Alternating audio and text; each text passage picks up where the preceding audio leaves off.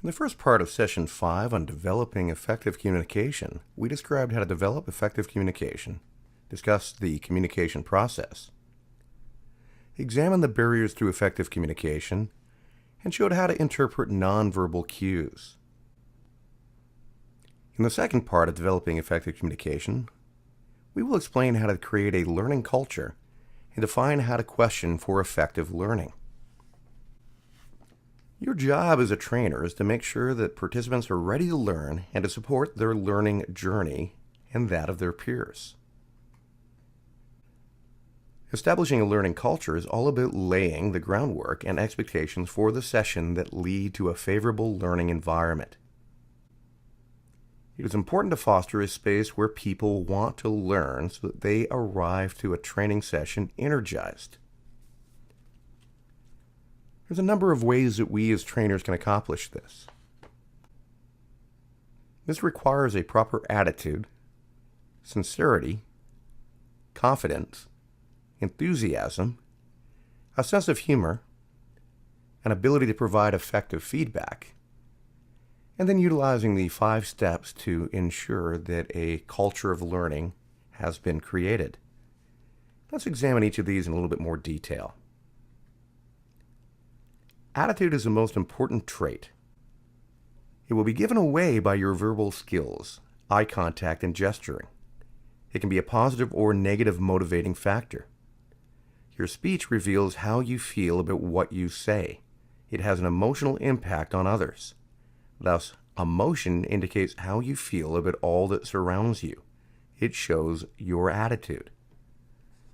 Your attitude affects the words you use. The 4 specific indicators of a good speaking attitude are sincerity, confidence, enthusiasm, and humor. We'll examine those in the next few slides. Sincerity, from the speaker's point of view, is the apparent earnest desire to convince the audience of the truth and value of an idea. The 2 sources of sincerity are a personal, intense belief in your subject and a belief in the value of your subject to your listener. The first of these sources is ideal because intense personal belief is natural sincerity that shows in your every word or gesture. But don't overdo it and make a particular lesson your personal soapbox. That will detract from the task of teaching the lesson, and your credibility as an instructor could be diminished. The second source is more rational than emotional. If you know your teaching material is valuable, you will present it in an honest and forthright manner. You will not rely on gimmicks or questionable reasoning to make your presentation look good.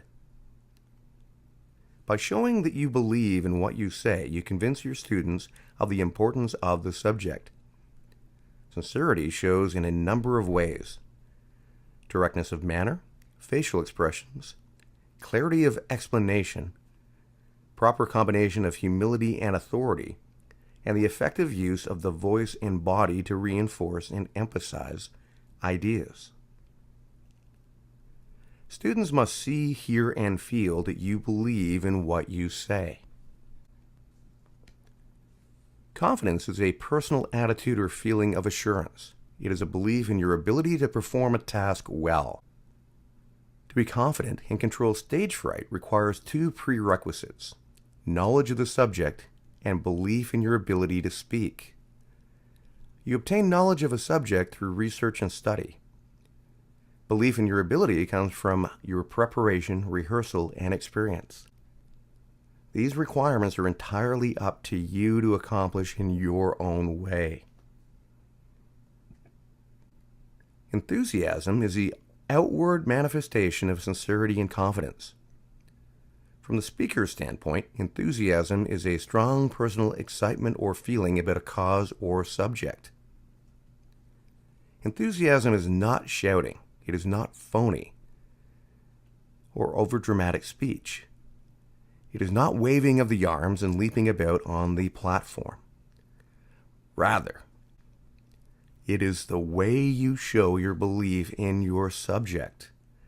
How you show enthusiasm is governed by your personality. If you are a vigorous and dynamic person, You may show enthusiasm by brisk, energetic movements, sweeping gestures, and rapid rate of speech. Maybe a widely varying inflection or plenty of vocal force.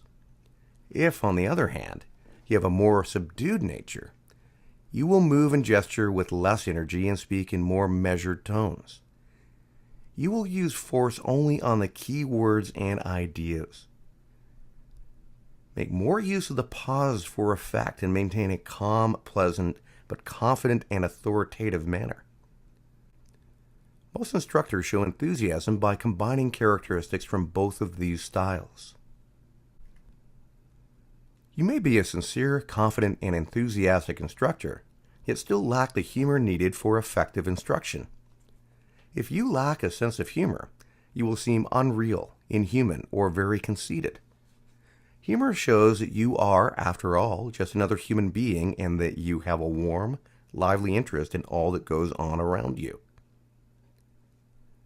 Having a sense of humor does not necessarily imply an ability to tell funny jokes, but relevant jokes certainly have a place in good instruction.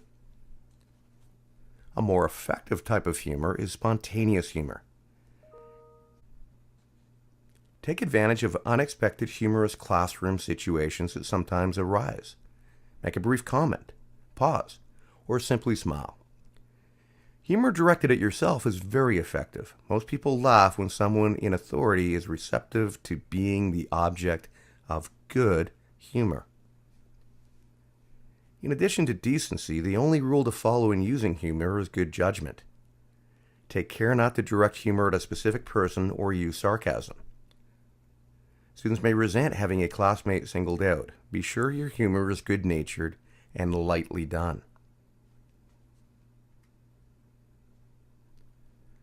Observations of your students provide important feedback that will help you in evaluating the effectiveness of your communication skills.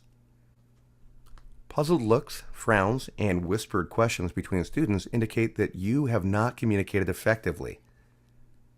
The students have unconsciously shown signs of a lack of understanding. The observation of these signs and their on-spot analysis is called feedback. That again underlines the importance of maintaining good eye contact with your students.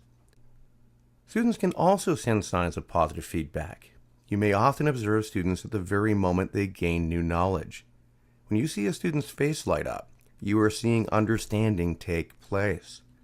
The positive feedback is one of the most personally rewarding experiences of an instructor. Feedback is important because it indicates how you must adjust your instruction to communicate effectively. If the students have obviously not learned, then you must modify your instructional approach. Feedback makes the learning process an intercommunication activity between the students and the instructor. As such, it is crucial to the success of the instructional mission. There are 5 main elements or steps to foster a learning culture. First, state the training session mission. Summarize in a paragraph the session's intended goals. Next, set the expectations that no one will be left behind in the training session. Third, ensure participants that they are in a safe space by encouraging them to take risks, expected to ask questions, and to never pass judgment on themselves or fellow participants. Fourth, remind participants of self-recognition of ignorance. You don't know what you don't know. Finally, find opportunities to empower participants in their own learning. For two-way communication to take place between you and the students, you must use good, thought-provoking questions throughout the lesson.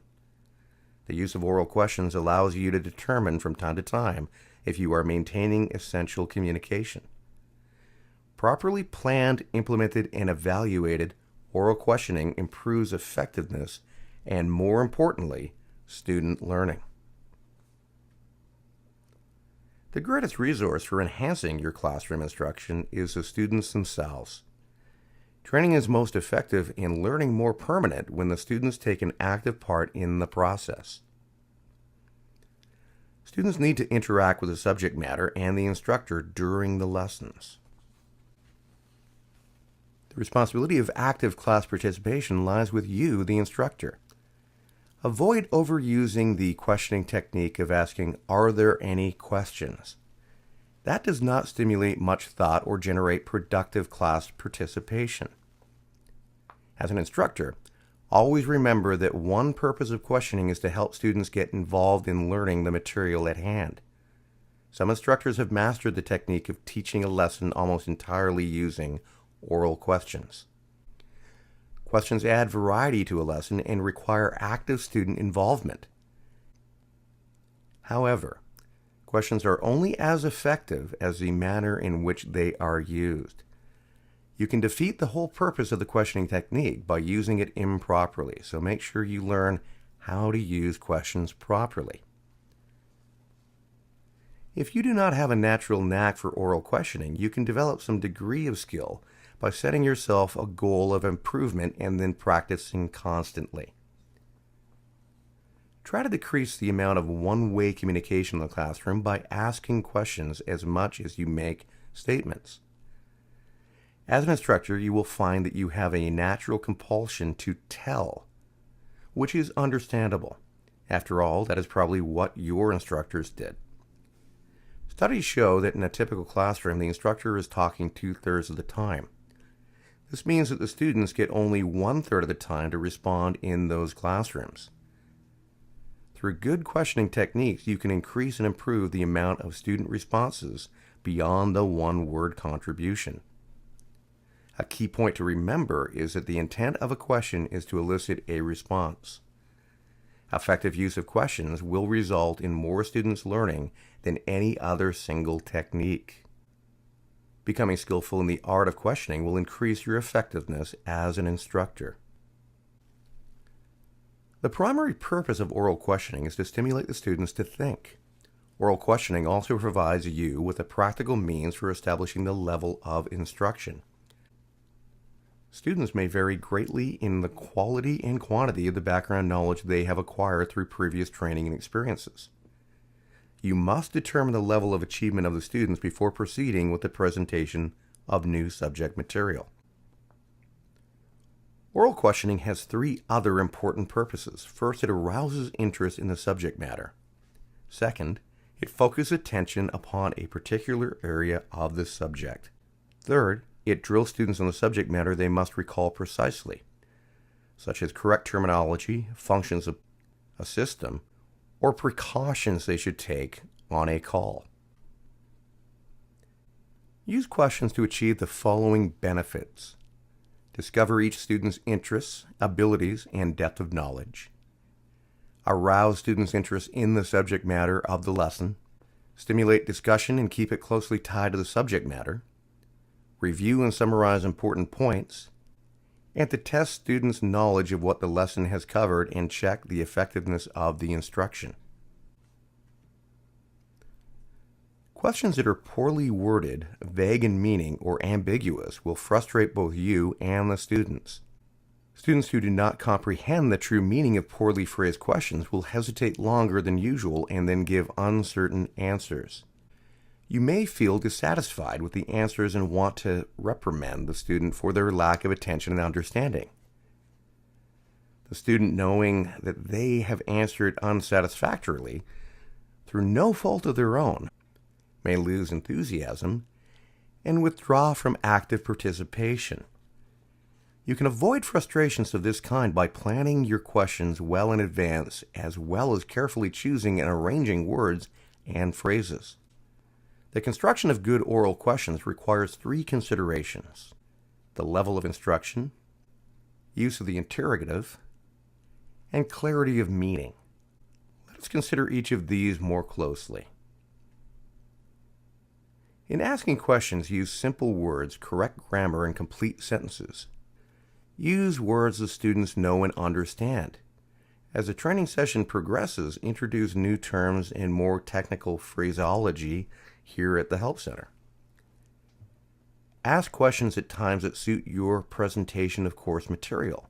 Plan questions that require students to think before answering. Do not use questions that give away the answer or close questions that students can answer with a simple yes or no. Use an interrogative word or phrase at the beginning of your question so that students know immediately when you are asking a question. Examples of interrogatory words are who, what, when, where, why, and how. These are also known as the journalistic questions. In other words, when a person knows the who, what, when, where, why, and how of a thing, then they have the full story. Avoid the use of catch or trick questions as a teaching device, especially for beginners. Make sure the wording of the question conveys to the student the true or intended meaning. The students must understand what you want regardless of whether they know the correct answer. Make your questions brief and limit them to one thought. To include too many factors in a single question confuses the participants. Ask well-stated, clearly understood questions in a normal conversational tone as part of the lesson. Learn to use oral questions throughout the lesson. Use them in the introduction to create interest and focus attention on the subject matter and during the lesson presentation to ensure student understanding. Then use them at the end of the presentation for review and drill purposes. There are 7 main types of oral questions. The factual close-ended question, the thought-provoking or open-ended question, the interest-arousing question, the multiple answer question, the closed yes-no questions, the leading questions, and finally the canvassing questions. Let's take a look at each of these. Factual questions ask for specific information. Although the primary purpose of factual questions is to help students memorize facts, they may, under certain conditions, have important secondary purposes. For example, you may use factual questions to arouse interest, to focus attention upon certain parts of the subject matter, and to assist in determining the proper level of instruction. Thought-provoking questions normally begin with the interrogatory expression such as, what is the advantage of? What is the difference between? Why is this method considered superior to? How would you solve the problem if? And so forth. The value of these questions is that when a single question is properly used, it may stimulate the students to think. Prepare good thought-provoking questions on key lesson points in advance of the lesson. Reevaluate them after the lesson to see which ones you may want to use again next time and which you may want to revise for your next training session. Interest-arousing questions are often a cue, prompting curiosity or further thought. Initially, these questions appear to require a factual answer. The goal of this question is to focus attention and stimulate curiosity about the subject you are presenting. Multiple answer or choice questions have more than one correct answer. They may be used to increase student participation. Multiple answer or choice questions have more than one possible or correct answer. They may be used to increase student participation or cause students to think about the other students' answers. Multiple answer questions generate a high interest level and improve listening skills. Factual, thought-provoking, or multiple answer questions may also be interest-arousing. That depends upon your intention in asking them, not upon the question's form or content. However, if you overestimate the knowledge of your students, questions intended to be factual may turn out to be thought-provoking. If you underestimate the student's knowledge, questions intended to be thought-provoking may turn out to be factual. Closed yes or no questions, of course, call for a simple answer, yes or no. Closed questions have value in arousing interest, focusing attention, encouraging student participation, and serving as lead-ins to other kinds of questions such as, why do you believe that to be true? An excessive use of yes or no questions tend to encourage students to guess and limit students' participation. Leading questions suggest their own answer. If used properly, leading questions have value in focusing attention, in arousing interest, and in emphasizing a point. You can also use leading questions to help students think the matter through to the right answer. If you notice a student is groping for the right answer, ask a question that directs their attention to information they know but may have overlooked in answering the question. This technique has value when used skillfully because it builds a student's confidence. However, if used too frequently, leading questions may discourage any real thinking and become boring to students. Use canvassing questions to determine those who are familiar with a specific area of subject matter. A show of hands provides information about student experiences that you may find useful as your lesson progresses. It gives you a great opportunity to bring some real-life examples into your lesson and to provide some individual recognition for student contributions. Canvassing questions can also help to determine the necessary level of instruction for the class. A recommended technique of oral questioning consists of 5 steps: asking the question, pausing, calling upon a student, evaluating the student's answer, and finally, emphasizing the correct answer. Put time and thought into making each step count in the teaching process. The first step in good questioning techniques is to clearly state the question. Since the intent of questioning is to provoke thought, ask the question before calling on a person to answer. That encourages each member of the class to formulate an answer. Many instructors make the mistake of calling on a student before stating the question. That allows the rest of the students to relax and not formulate an answer.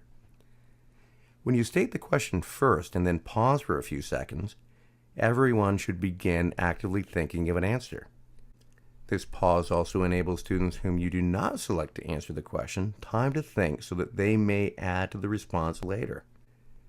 Identifying the respondent before asking the question may also startle and fluster some students, so much that they may not be able to respond, even if they know the answer.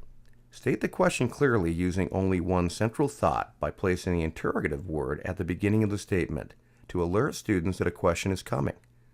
Do not repeat the question or change the wording of the question unless necessary. After asking a question, pause to allow students time to think through their answers. Vary the duration of the pause depending on the difficulty of the question and the level of the students. Most instructors fail to pause long enough after asking their questions. Calling on a student too quickly is often as detrimental as calling on the student before asking the question. Do not get in the habit of answering your own questions before allowing students enough time to answer, or you will lose the value of the questioning technique. After pausing for a reasonable time, call on a student by name to answer the question. That satisfies a basic student need for recognition. If students feel that you have recognized their individual efforts, they will put forth greater effort. When selecting a person to respond, consider both the difficulty of the question and the individual abilities of the students. Consistently assigning a difficult question to a slower learner will demotivate that participant.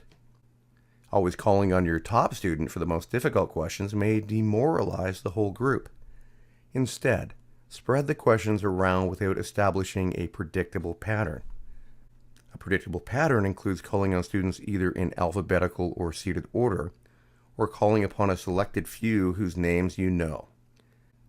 Scattering questions also prevents mental loafing. Faster learners will dominate the class discussion if you do not control student participation. Achieve a balance between calling on volunteer respondents and non-volunteers. Allow only one student to answer at a time, but encourage all students to participate and volunteer answers.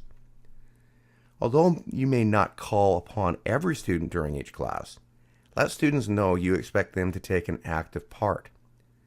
If there are not enough questions to get to each student, you can always ask 2 or 3 students to respond to the same question before evaluating their answers. The next step is to comment on the given answer or acknowledge the response.